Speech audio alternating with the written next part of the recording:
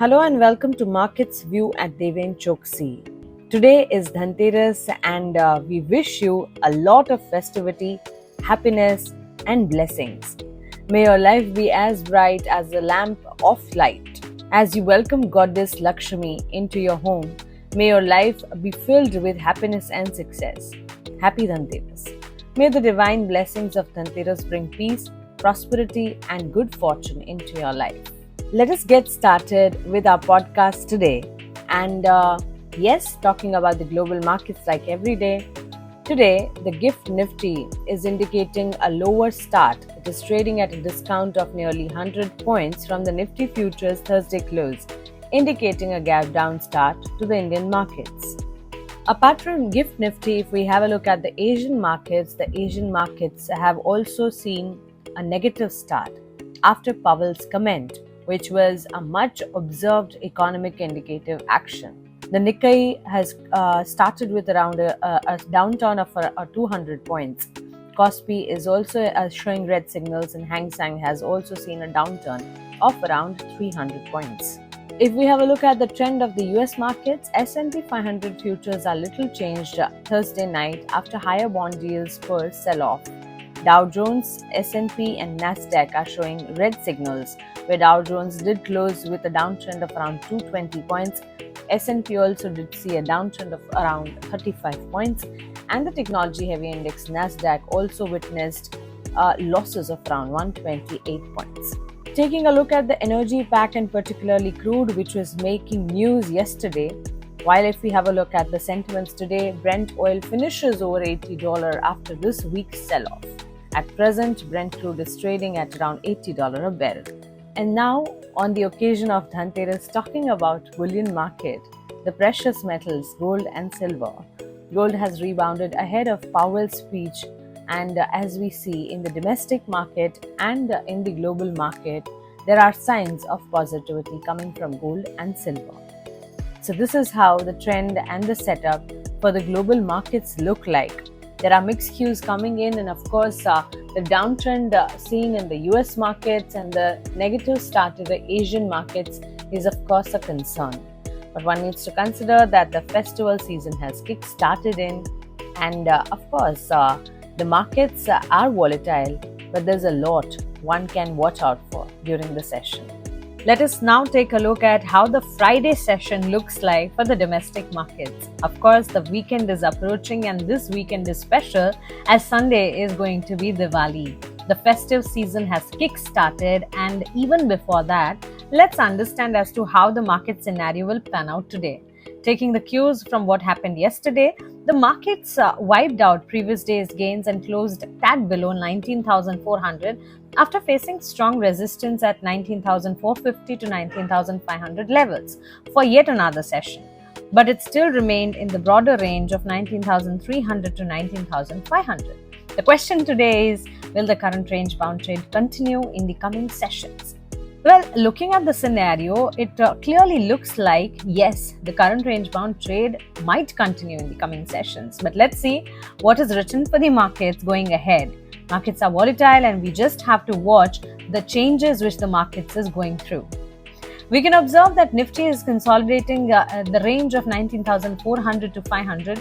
The resistance in the form of the key daily moving averages are placed, which restricts the upside as we see. On the downside, the gap area formed in the range of 19,280 to 19,310 is a crucial support from short-term perspective. There are chances that the range will be remaining and is decisively breached on either side.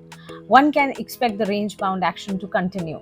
Regarding levels, 19,460 to 19,500 is the immediate hurdle zone, while 19,280 to 19,310 is a crucial support zone.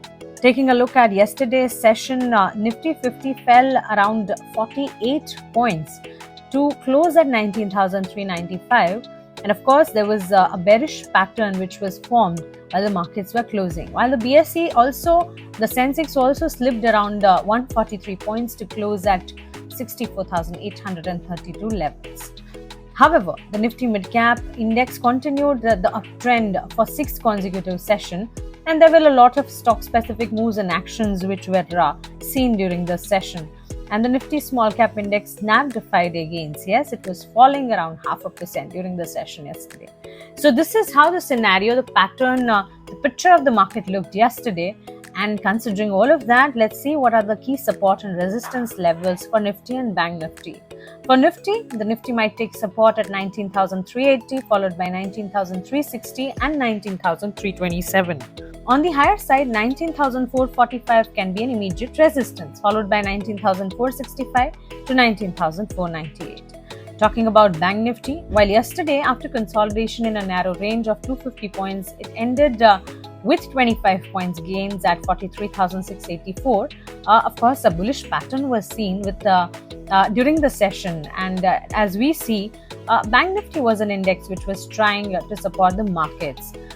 Index has been consolidating as we have seen for the past few sessions, but multiple supports are intact at the lower zones as we see. Now it has to continue to hold above 43,500 zone to make an up move towards 44,000, then 44,250 levels, while on the downside support is expected at 43,500 and then at 43,333. The index is expected to take support at 43,573, followed by 43,494 and 43,367. On the upside, the initial resistance is at 43,829, then at 43,908, and then at 44,035. So this is how the support and resistance level for the major indices looks like for the trading session today. Let us quickly have a look at what are the results which will be posted today. Companies like ONGC, Mahindra & Mahindra, Coal India, Hindalco, Eicher Motors, Life Insurance Corporation of India, Biocon, Bluejet Healthcare, Edelweiss Financial Services, Glenmark Pharma, Hindustan Aeronautics, Hindustan Copper, Ipca Laboratories, Jupiter Lifeline Hospitals, RCF, Rashtra Chemical Fertilizer, Steel Authority of India Limited, Sun TV and Tata Chemicals will announce the September quarter earnings on the 10th of November. That is the trading session today. So long list of results coming in. The session will be, of course, action-packed. And now let us have a look at the stocks and news, which are the news which came in after market hours yesterday and which will have an impact during the session today. To start with, ESAF Small Finance Bank will be in focus. The Small Finance Bank will list shares on the bourses on 10th of November. The final issue price has been fixed at 60 rupees per share. The date of allotment of shares was 9th of November. ICICI Bank, the country's second largest private sector lender, has received approval from Reserve Bank of India for making ICICI Securities a wholly owned subsidiary, subject to certain conditions. The bank has proposed to delist equity shares of ICICI Securities pursuant to a scheme of arrangement. The next stock in list is Zee Entertainment Enterprises.